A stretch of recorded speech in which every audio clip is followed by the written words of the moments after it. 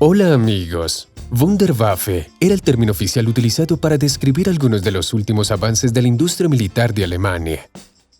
Las mejores mentes de la nación ideaban misiles de gran alcance, aviones a reacción y enormes tanques con blindaje impenetrable. Algunos proyectos ambiciosos se hicieron realidad ya al principio de la guerra, como los monstruosos cañones de 800 milímetros Dora y Schwerer Gustav, o la producción a pequeña escala, por ejemplo, el gran avance para su época del caza reacción Messerschmitt Me-262, que incluso llegó a combatir. Algunos se lanzaron en un solo ejemplar, reafirmando teorías, y otros quedaron en los anales de la historia como proyectos increíbles muy avanzados. Y en el video de hoy, les contaré algunos desarrollos interesantes y descabellados del Tercer Reich que a lo mejor no conocían.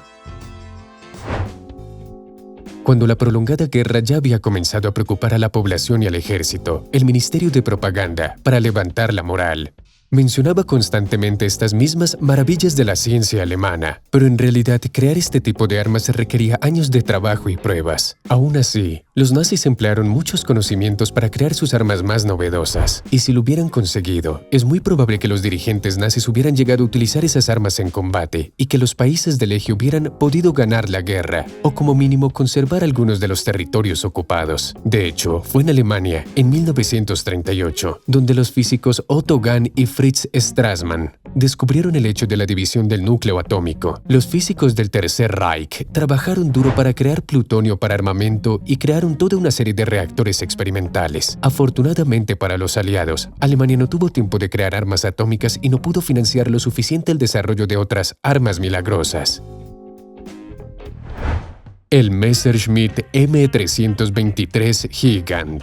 El Messerschmitt se convirtió en el avión más grande que surcó los cielos durante la Segunda Guerra Mundial. Se fabricaron un total de 200 de estos gigantes y realizaron unos 200 vuelos. Cada avión podía llevar a bordo 120 paracaidistas y además una enorme cantidad de munición. La carga útil de cada aeronave era de 23 toneladas. A diferencia de otros aparatos, el M323 se utilizó ampliamente con fines militares, aunque más de 80 de estos aviones fueron derribados durante la guerra, es decir, el 40% del número total. En general eran aviones muy competentes. Fueron los primeros en utilizar un tren de aterrizaje de ruedas múltiples, una compuerta de carga delantera y un fuselaje ancho. Hoy en día se siguen utilizando elementos técnicos similares en los aviones de carga modernos.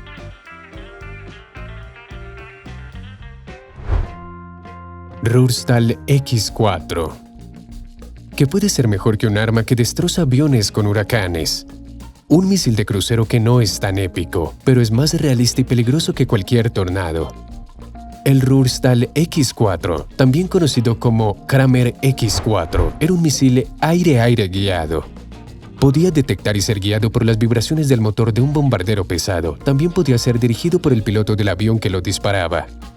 A finales de 1944 estaba previsto producir más de 1000 de estos misiles, pero durante otro bombardeo de la fábrica de BMW quedó destruida, donde se fabricaban los motores para el X4. Por esta razón, el Ruhrstahl nunca fue entregado a la Luftwaffe. Traten de imaginarse lo que habría ocurrido si los nazis hubieran conseguido colocar estos misiles en su bombardero a reacción, con el que los cazas no hubieran podido estar a la altura. La tecnología que los alemanes emplearon en este misil se utiliza en los misiles teledirigidos modernos para derribar aviones enemigos, por lo que con esta arma los alemanes habrían podido recuperar su superioridad aérea.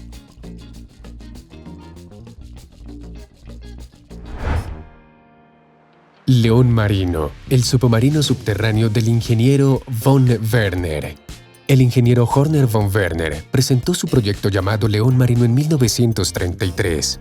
Su subterráneo debía desplazarse primero bajo el agua para llegar sin ser detectado a las costas enemigas, y después perforar el subsuelo para colocar bombas bajo instalaciones militares enemigas o desembarcar tropas de sabotaje. Durante 10 años, este proyecto estuvo acumulando polvo en los archivos, pero con la llegada de la guerra, los nazis empezaron a considerar todas las ideas interesantes de armas nuevas, y así le llegó su turno al León Marino. Sus características técnicas eran una longitud de 25 metros, una tripulación de 5 personas y 10 soldados, una velocidad subterránea de 7 km por hora y una munición de 300 kilos de explosivos. En 1943 se le propuso a Hitler utilizar estos leones marinos para penetrar en territorio británico, pero la industria militar alemana ya estaba trabajando al límite de sus capacidades y el desarrollo de otra superarma no daría abasto. Después de la guerra, la Unión Soviética se hizo con los planos del León Marino, a partir de los cuales el ingeniero soviético Trevelev diseñó un subterráneo. Este vehículo subterráneo se construyó y aprobó en algún lugar de los Urales en los años de posguerra.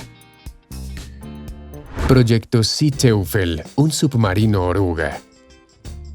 Según el concepto de los ingenieros, el Sea Teufel podría lanzarse desde cualquier punto del mar y llegar a la orilla cuando el enemigo se encontrara en tierra, y fuera necesario desplegar sigilosamente tropas de desembarco en la costa. La tripulación consistía en 2 personas. La velocidad debía alcanzar las 10 millas náuticas por hora en el agua y hasta 25 kilómetros por hora en tierra.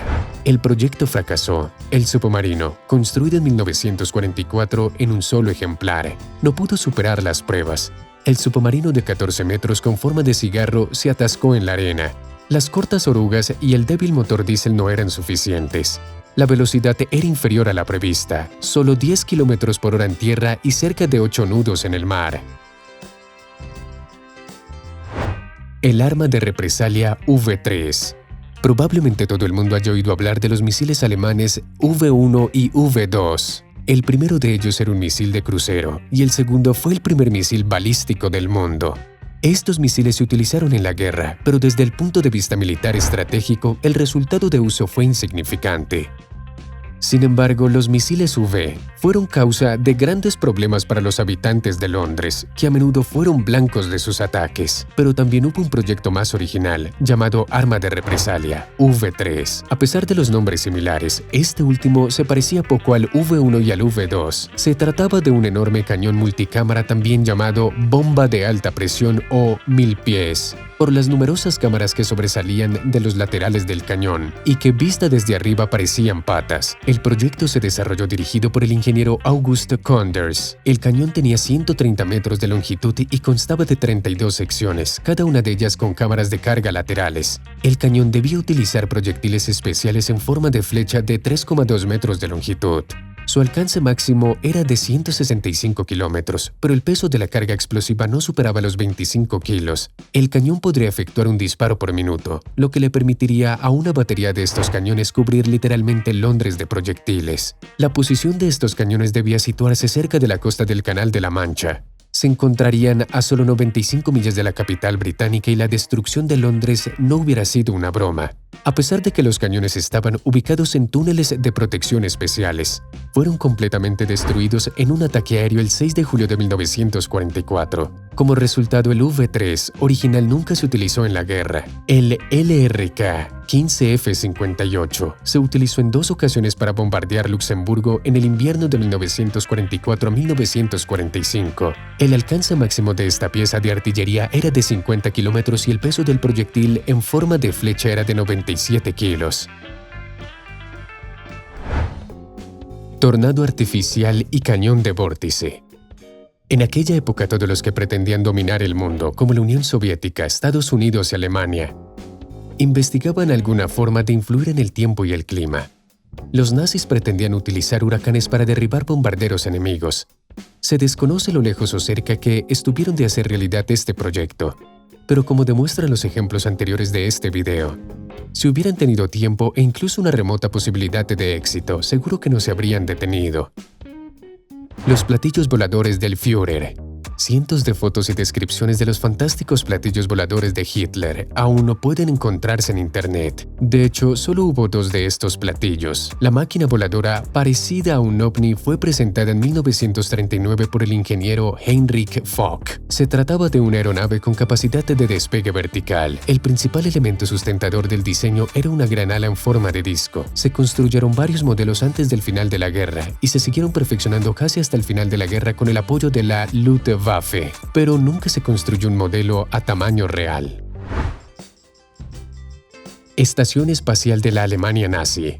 Esta idea se parece más a los planes de los villanos de las películas de cómics modernas que a un proyecto real. pero los dirigentes de la Alemania nazi lo discutieron muy seriamente. Desde luego estaba claro que se trataba de una propaganda muy costosa, por lo que le pretendían reservar 50 años para realizarlo. Naturalmente se suponía que Alemania ganaría la Segunda Guerra Mundial, y entonces necesitaría un argumento contundente para mantener atemorizado a todo el mundo. ¿Qué podría ser más aterrador que un rayo de fuego demoledor fulminando a los revoltosos directamente desde los cielos? Este era el plan: construir una estación orbital espacial con un enorme espejo de 3 kilómetros cuadrados que reflejaran un haz solar en un punto de la superficie de la Tierra. Según los cálculos, la energía de este rayo sería suficiente para derretir vehículos blindados en un área determinada. Todo esto claramente es una ciencia ficción, pero la Alemania nazi durante los años de la guerra contaba con todos los requisitos necesarios para el rápido desarrollo de la industria espacial para los años venideros.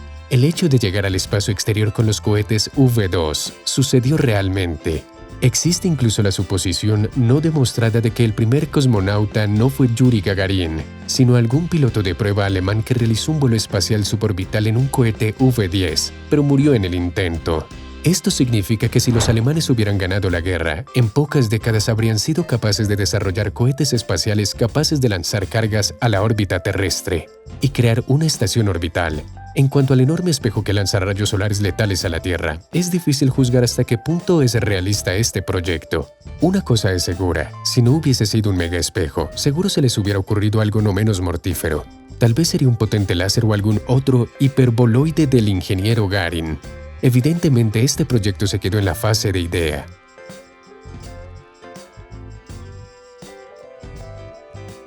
Die Glocke. Los trabajos de Die Glocke, traducido del alemán como La Campana, comenzaron en 1940. Fueron dirigidos desde el laboratorio de ideas de la CSS en la fábrica de Skoda en Pilsen por el ingeniero Hans Kammler. Al principio, el arma milagrosa se probó en los alrededores de Breslau, pero en diciembre de 1944 un grupo de científicos fue trasladado a un laboratorio subterráneo en el interior de la mina Wenceslao.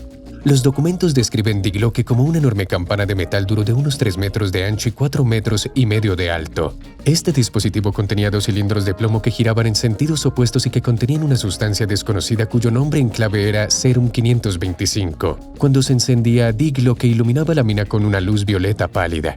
Cuando esta arma se disparaba, se desconoce el mecanismo. La campana creaba una zona de influencia con un radio de 200 metros. Dentro de esta zona, la radiación de la campana desconectaba la electricidad en un radio de hasta 2 kilómetros. Los animales de experimentación morían, aparecían cristales en los cuerpos de ratas y conejos y la sangre se coagulaba. Las plantas perdían la clorofila, se volvían blancas y se marchitaban al cabo de entre 8 y 10 horas. La fuente principal de esta afirmación es el periodista polaco Igor Witkowski, autor del sensacional libro de la verdad sobre la Wunderwaffe. Como prueba de su versión se apoyan documentos de los archivos de varios países. Entre ellos se encuentran las actas de los interrogatorios en Polonia del Gruppenführer de la SS Jacob Sporrenberg, el testimonio del director capturado de Skoda Wilhelm Voss ante los estadounidenses y los archivos desclasificados en 1993 del Ministerio de Defensa de Argentina. La única prueba posible de la existencia del proyecto son las ruinas de los arcos apodados El Henge, encontradas a 3 kilómetros de la fábrica militar. Es posible que se tratara de una instalación especial para pruebas de armamento en laboratorio. Hasta la fecha no existen pruebas concluyentes de que este proyecto fuera realmente desarrollado por los científicos alemanes. Resulta que muchos ejemplares de las Wunderwaffe se convirtieron en la base de las armas más modernas creadas por los países desarrollados tras el final de la Segunda Guerra Mundial. Y eso es todo por hoy, amigos. Denle me gusta si el video les pareció interesante, escriban sus comentarios y hasta pronto.